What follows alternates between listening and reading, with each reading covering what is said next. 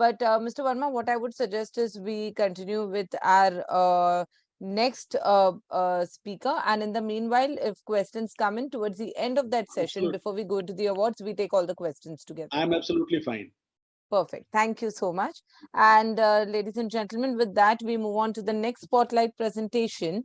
May I invite Ms. Etti Khanna, Founder Director of ERDA Illumine Low Carbon Solutions. She would be making the next spotlight presentation for us. She will talk about voluntary carbon market VCM through a detailed session.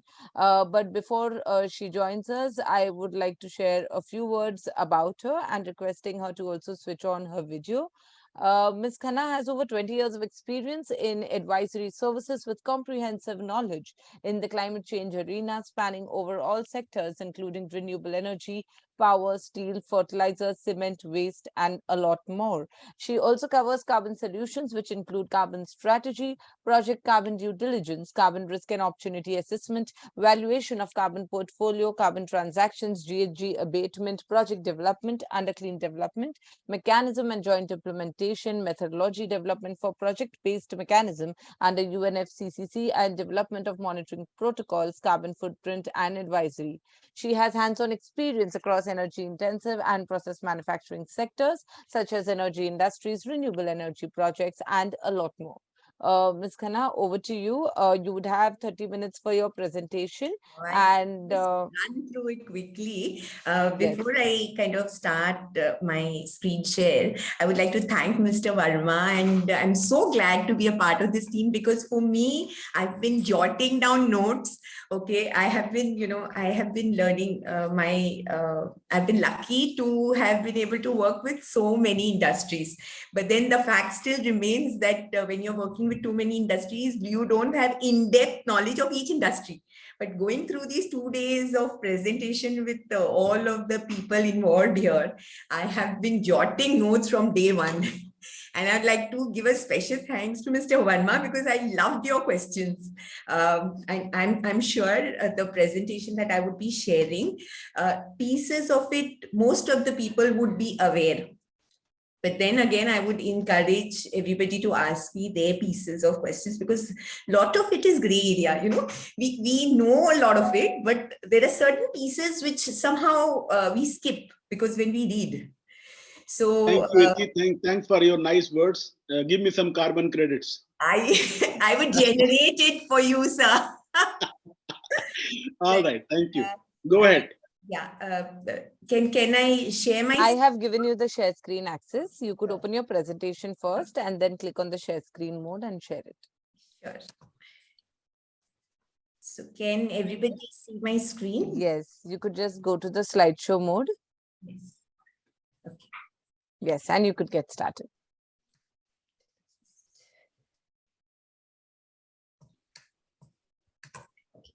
So here, what I would like to get across to everybody here, we are all conscious about the energy efficiency measures which need to be taken up. We have to reduce CO2 emissions.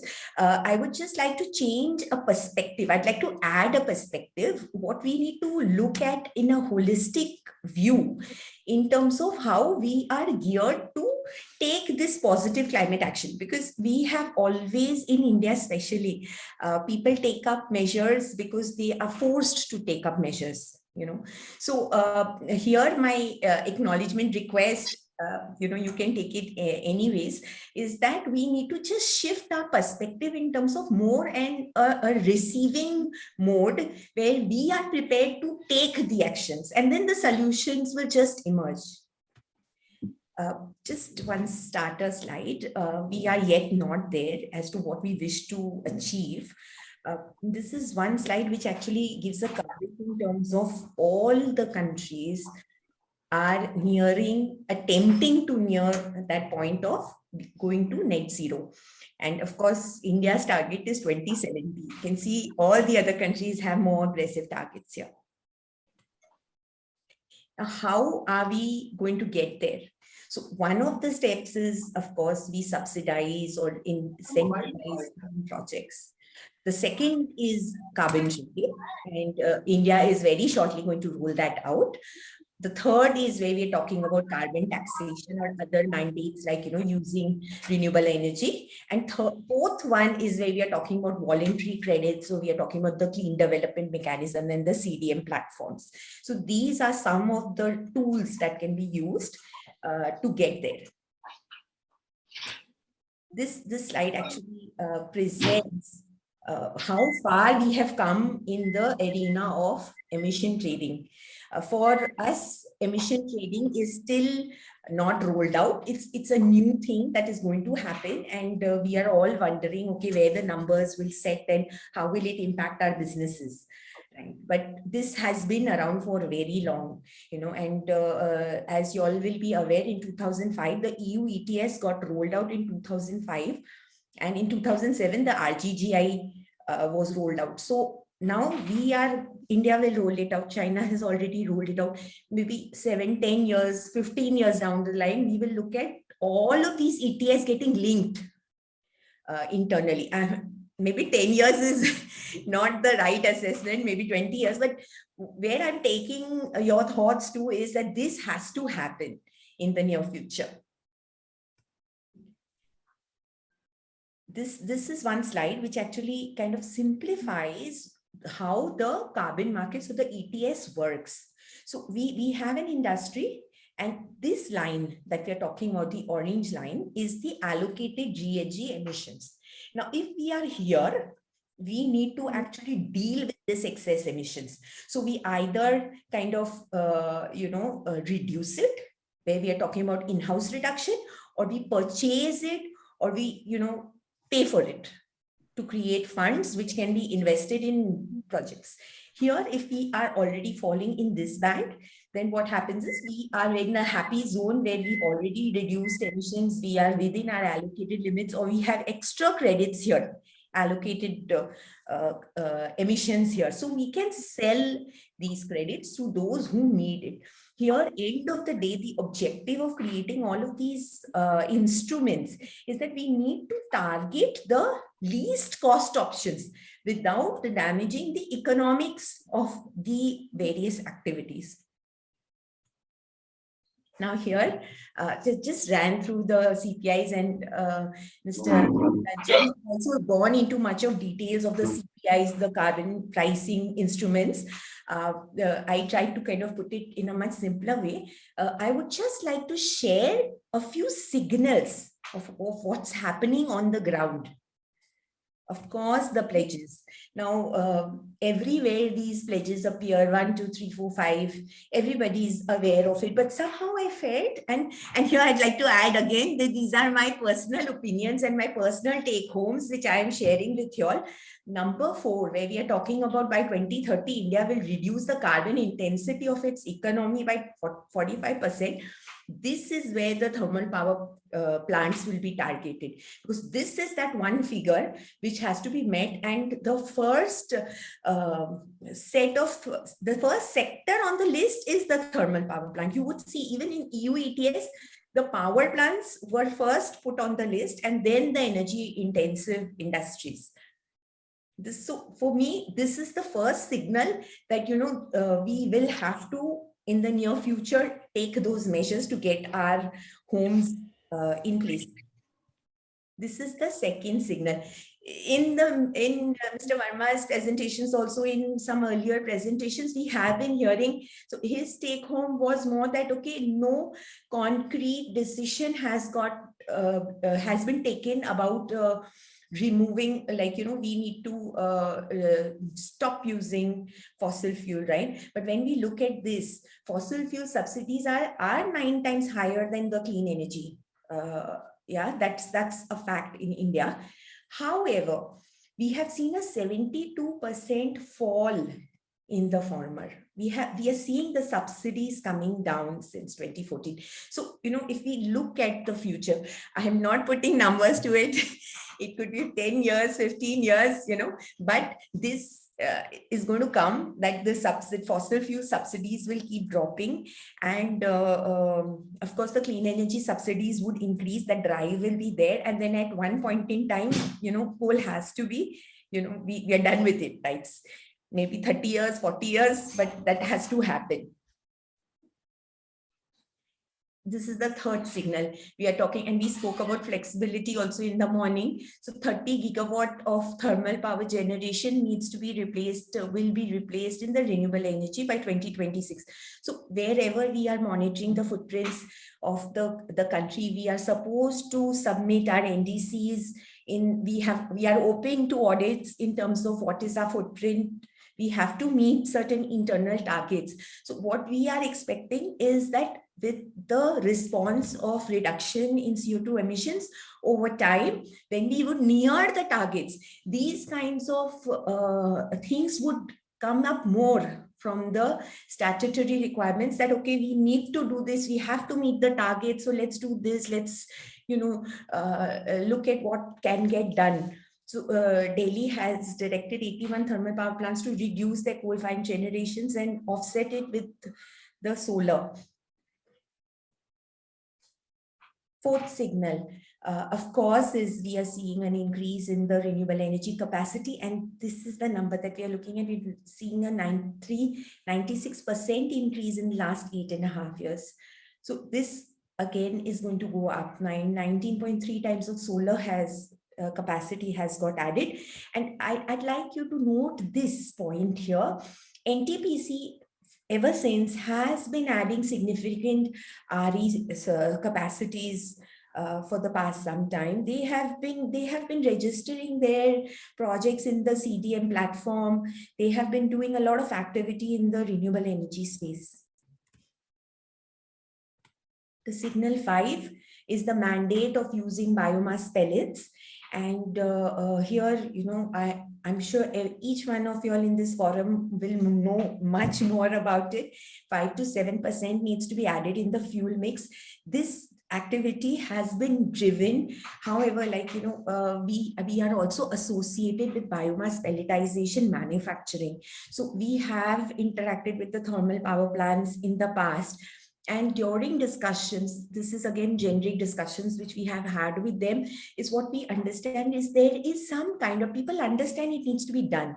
They understand that mandates are getting driven, but then that acceptance factor is not there. There are issues like people think that, okay, this is high cost, and then as per the mandate, the amount will be recovered. But then those ambiguities are that after how long that money is going to come in, how this can get executed, and internal discussions are getting rolled out that, okay, we should give some kind of an explanation that it's limiting to use biomass pellets for firing. So, my request here to the entire group is that it's anyway happening, and the best foot forward actually would be to kind of do it in a structured manner so that it does not hurt the bottom lines later.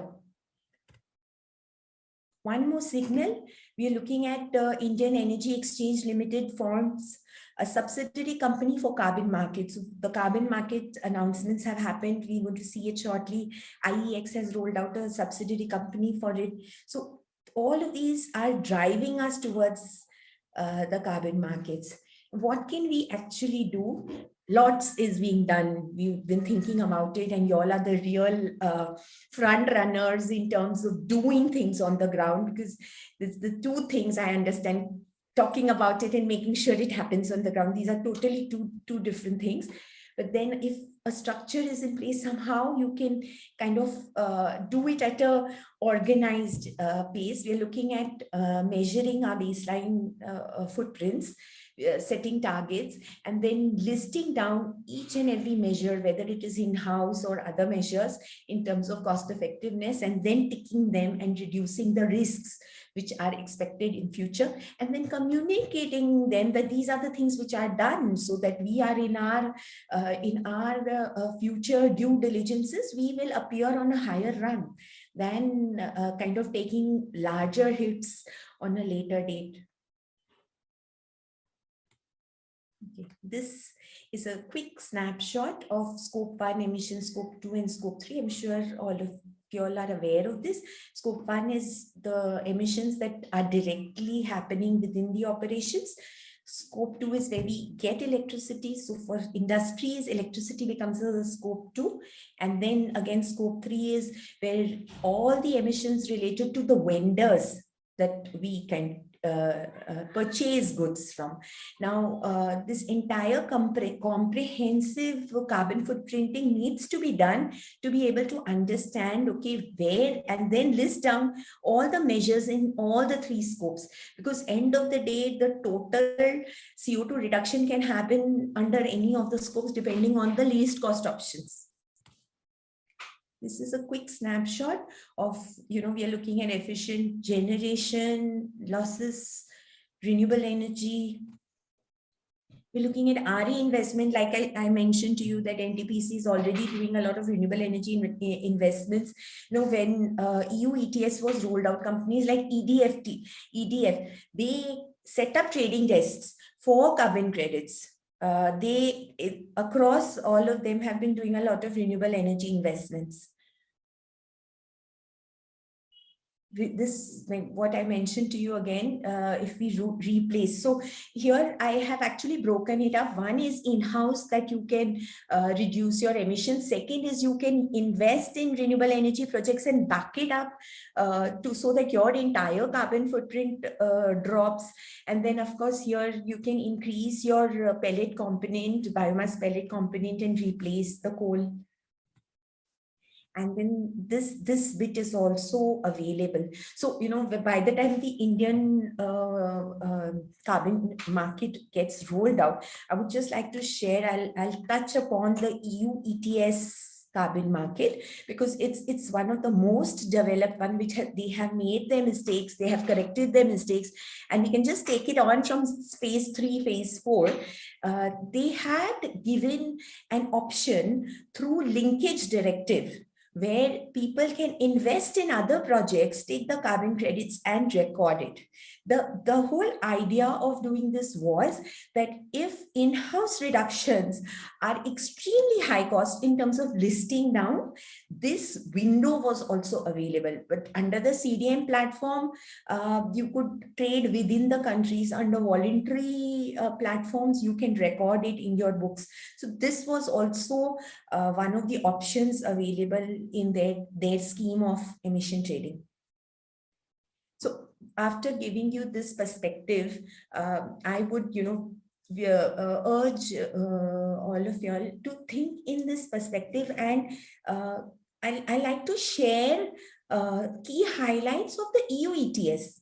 EU ETS is one of the most well-developed trading systems, and trading schemes, and how it has graduated, I'd like to share. So when India's domestic carbon market is rolled out, we will find that there will be a lot of alignment between the two. Here, let's look at it. Initially, and Mr. Verma, I'd like to draw one more key question that you had asked in yesterday's presentation is the real PAT scheme. It was very, very leniently placed, right? So we'll see what happened in EUTS was very similar. It was set up in 2005, and now we are in the 4th phase of EUTS. And presently 11,500 entities are a part of this. And we're talking about 27 members of the EUA. In the first phase, which we saw in 2005 to 2007, first target was power generators.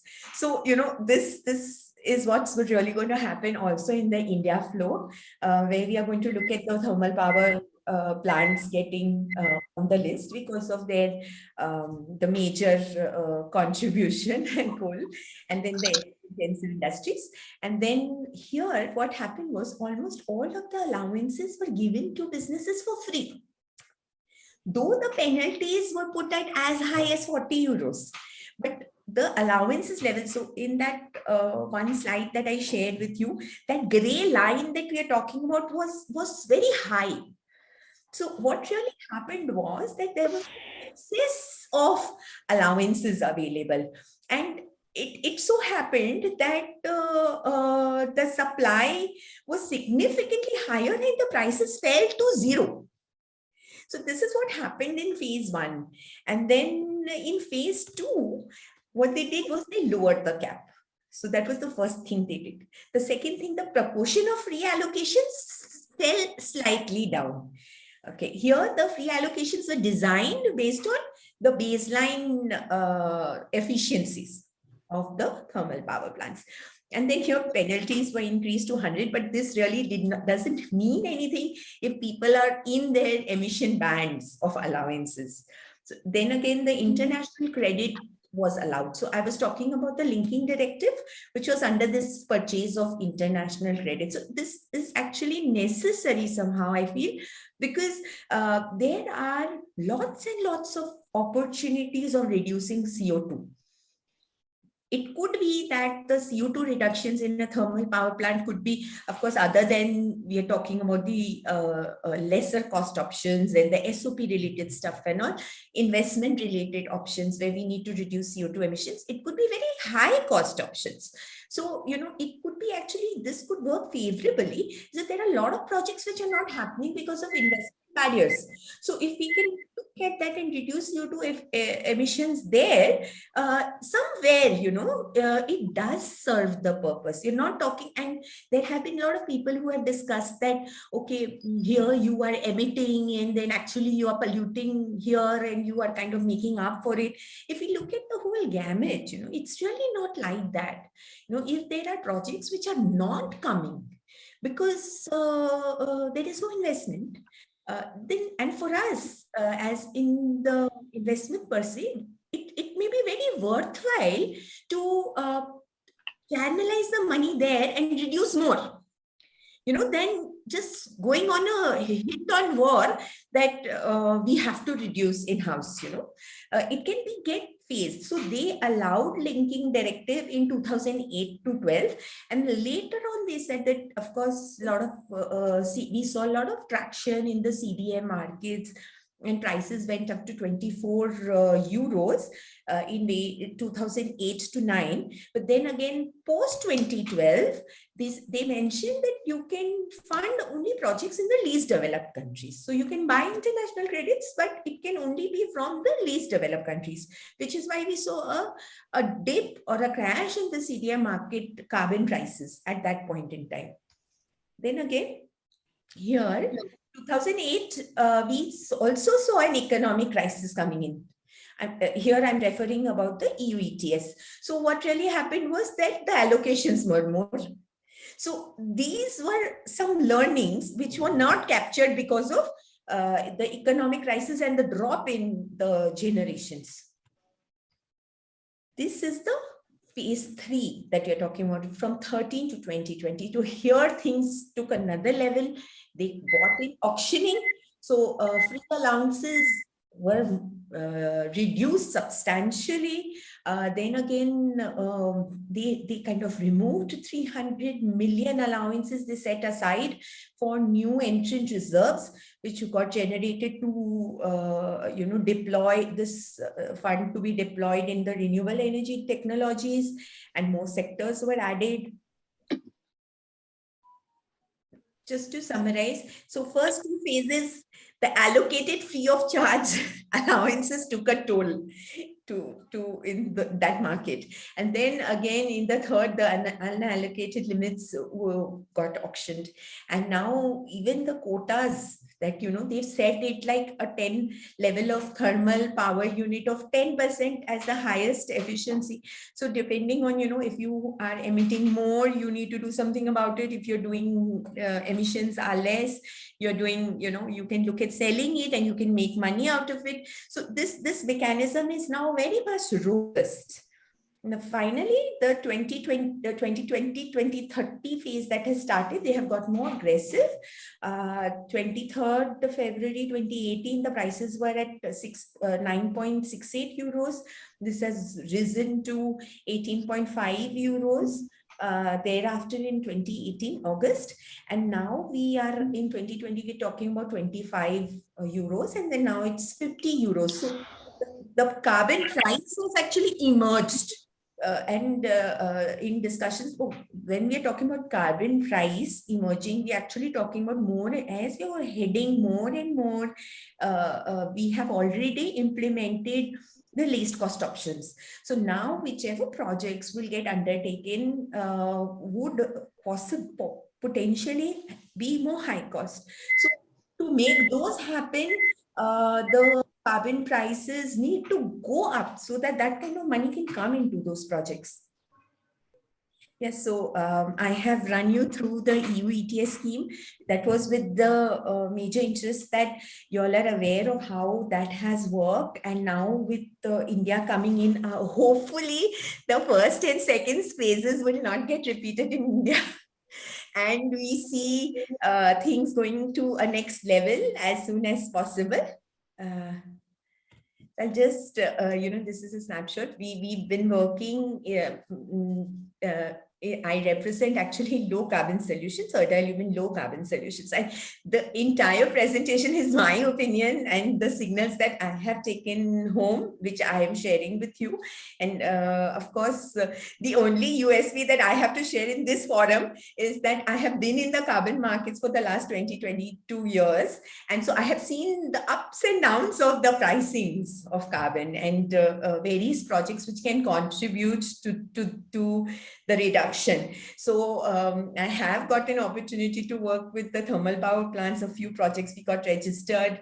And then again, we are working with the high performance conductors. We are developing a program of activity for that project. So a lot of activities are happening. But then again, I must say that the expertise lies here.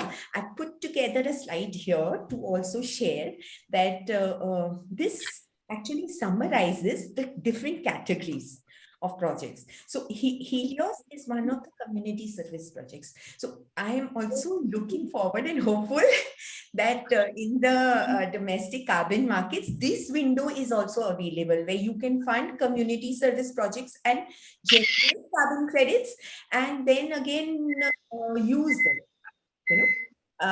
for your processes. And then there's this building project. We registered 13 building energy efficient building projects where we have claimed carbon credits. And then this is one waste to energy project in Sri Lanka where we have claimed carbon credits. This is another example where we are talking about high performance conductors vis-a-vis the baseline conductors which are available presently. And then of course Fortum is one. Fortum EBRPL is another example where we are talking about 2G bioethanol production. And then this is a Georgia project, a hydropower project, which is it's a hydro project which will be generating the reductions. And this is an AAC project which replaces red bricks. So this gamut actually gives you a picture that there are lots and lots of opportunities. We are aware that there's going to be an obligatory set of industries and there will be a non-obligatory set of industries. So we are looking forward to an approach where the economics can be balanced through the various carbon pricing mechanisms. And that's why we are really looking forward to the Indian carbon markets to come in. So I have shared my perspective. If there are any questions around this, please feel free to ask me. Yeah, thank you.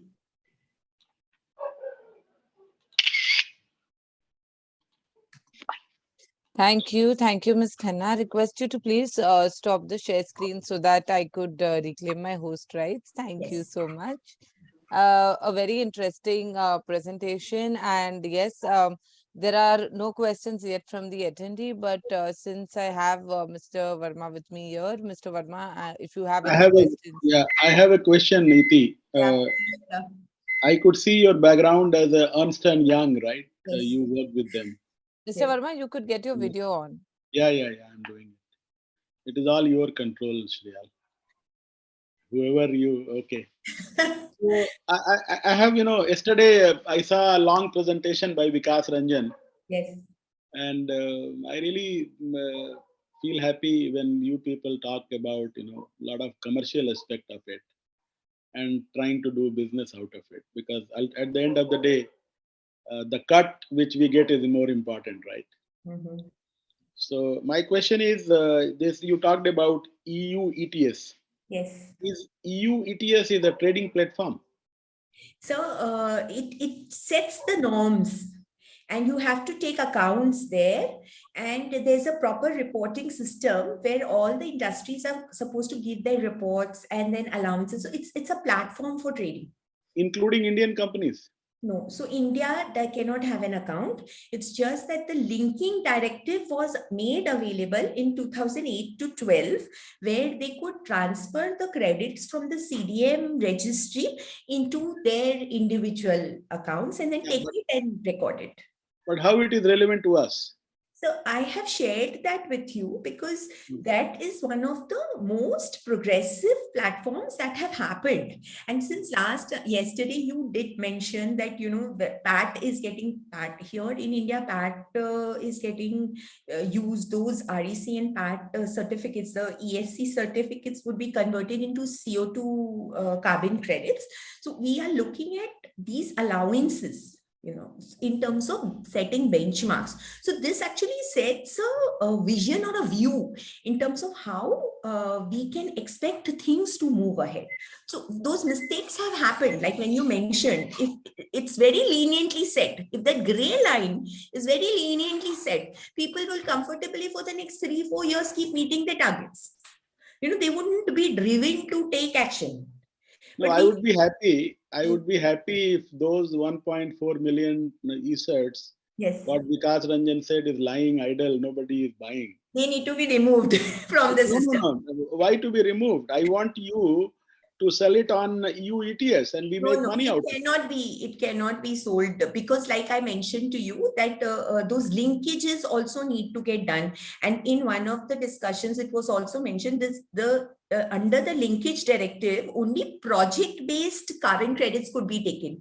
When we are talking about developing a EU ETS in India, when we are talking about developing emission trading scheme in India, it would be based on the emissions footprint of individual installations. So in India, what we are seeing is that there will be a set of projects implemented, carbon credits generated from the separate projects. Those can be sold to these installations. So if I'm looking at an NTPC, and an NTPC has targets, they have not been able to, just for discussion, they have not been able to, meet their allowed limits, then they should have that opportunity to fund community service projects or other individual projects which are not under obligation and take the credits on records. Because the idea is to overall reduce. If I'm finding costs very high to reduce in-house, then I should have that allowance to fund projects which is reducing the same number of tons of CO2. But that way they can buy those 1.4 million certificates, right? They can, but then like in the slide, I also mentioned that EU ETS needed to remove 300 million from the system so that excess is not there and then the price crashes. In 2007, the markets crashed to zero. So there has to be a balance struck so that actions happen. So triggers have to be developed so that actions happen. I hope I am able to get my point across. Not really. I mean, I don't understand. First of all, I will share with you. No. Just let me tell you what is my confusion. I know there are many companies in India who are involved into carbon credit trading. Like you have a company in Indore run by Manish Dapkara. Yes. And probably he is the guru of this. As you said, you have 21 years experience. Probably he also have the similar experience of working with PwC and all those. He started off in 2012. Yeah. So I know you people have been keeping quiet for some time and then suddenly woke up and you started about and you see a lot of business. But I'm very happy with that. But so, then let me complete. And then in the meantime, I also hear that carbon credit exports are not allowed. So, okay. So I will kind of put it in a right perspective, a different perspective. We are talking about project-based carbon reduction. Okay, so like a Helios project where they have taken up a water purifier, they have replaced the wood because it's solar based and they have reduced CO2 emissions. So we take up that project and we implement it and we save 60,000 credits. That is a project-based mechanism. Nobody needs to do it, but people have taken initiative to do that project so that 60,000 credits come.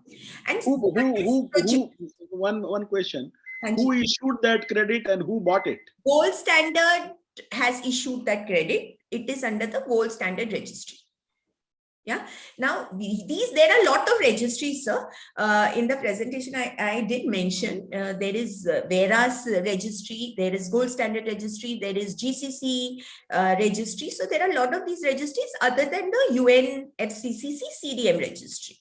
So these are all project-based mechanisms. Now, when we are talking about e-certs, or we are talking about an installation being given a limit, and then if they are exceeding the limit or they are not exceeding the limit, then this is not project-based mechanism. This is a emission scheme of a country. Now, when you're operating an emission scheme country, in EU ETS, they give a window that, okay, I am allowing 5% of your commitments to be met from international credits. I'm allowing that. So the regulatory body allowed them to take a portion from the project-based mechanisms. Now the e-certs, now this announcement which had come, so carbon credits word is used very casually. We are, when this was announced that carbon credits cannot be sold, carbon credits are still being sold, sir. But now it is not being legally traded, right? It can, see, so we are talking about credits from project-based mechanisms, they can still be sold. If we are talking about credits which are coming from this trading scheme of the country, where I am given allowances, I have reduced more or less, this is a mechanism of the country. Those allowances cannot be sold anyway. So to answer your question, your e-certs cannot be sold in any registry. But project-based mechanisms which can just get taken care of, they can be sold. And under Article 6, what needs to be done is that if you want to, like I told you, if I do a project, I have no commitments. I have no commitments. I am doing a project. I have reduced emissions. The Gold Standard has issued credits to me. If I want to sell the credits to Sweden, right, then I have to take ministry approval, and ministry has to subtract that quantity from their registry, and then I will be allowed to transfer to them. So under Article 6, they are saying you can't do double counting. You have reduced in your country, plus you are selling it to another country. You have to minus from your country, and then you have to add in another country. So all of those modalities are happening, and Article 6 was rolled out in Paris Agreement, and then it was reinforced and rules were set in COP26. And in COP26, it was allowed that all the CDM projects between 2013 to 2020 can be sold under the regulatory mechanism. So this is where we stand. The carbon credits that was legally not sold are actually the credits which will generate from under those allowance deadlines, not the project-based mechanisms. So you are basically trying to say that India should follow the EU ETS norms, actually. That is their purpose. Actually, sir, I feel that way because they have, and start from phase 3. The phase, very clearly, phase 1, initially you roll out something just because the resistances are very strong. Very naturally, you give extra allowances, you give lenient targets, everybody is meeting it, So, okay, I think groundwork that is necessary because people get aware. But at some point in time, you have to bring those levels down and then tell them you have to meet it either by purchase or through investment in RE or through, giving them that leverage. You can't push people that you set up a new plant or shut down your plant. Okay, I'm sorry to interrupt, but are you involved in such trading? I mean, are you located in Europe or somewhere? No, sir, we are. What is your interest in have this? A portfolio. So for us, sir, we have. 1 minute. I think this is one question I have. So we have contracts with our clients here in India where we develop their processes, and our contracts are 10 years. We don't have a single tie-up with a buyer because that limits us. Basically, we have a portfolio of some 25 to 30 buyers. So at any given point in time, it depends. Some buyer can give us an aggressive pricing. Some other buyer gives us lesser pricing. My best buyers give us lesser pricing at a given time because it depends on which corporates are they associated to, which people are they. So today a company has already met its targets, and my buyer or my trading desk in Europe, they are connected to organizations where their targets are met. Then they will not give aggressive pricing. If I tie up with them, I will not get an advantage. So I have a portfolio of buyers. I connect with all of them and make sure that my client gets the best price. So Indian buyers, Indian seller can be connected with the foreign buyers. So many buyers. There are so many funds, so many buyers, so many trading desks, direct buyers we have. So but is it not the violation of the government law that carbon credit cannot be exported? So it is a different registry. The carbon credit which cannot be exported. That is been clarified that it is not carbon credits of the project-based mechanisms, which are under obligation. We are looking at cases which are not under obligation. If I am not obliged to meet any country's requirement or deadlines or allowance limits, then I am doing it as my initiative for which I am allowed to sell. And host country approvals are taken, sir, for this whole process. So for the CDM, host country approvals are taken. This is all executionable. And Gold Standard, VERA and GCC, they are all platforms where continuously projects are happening and trade is happening. I am sorry, I will have to put a hard stop to this, Mr. Verma. I'm done. Yes, actually, you all could definitely take this conversation offline. I wanted to, I'd seen there was a question in the Q&A box, and I thought if one of you would want to respond to it.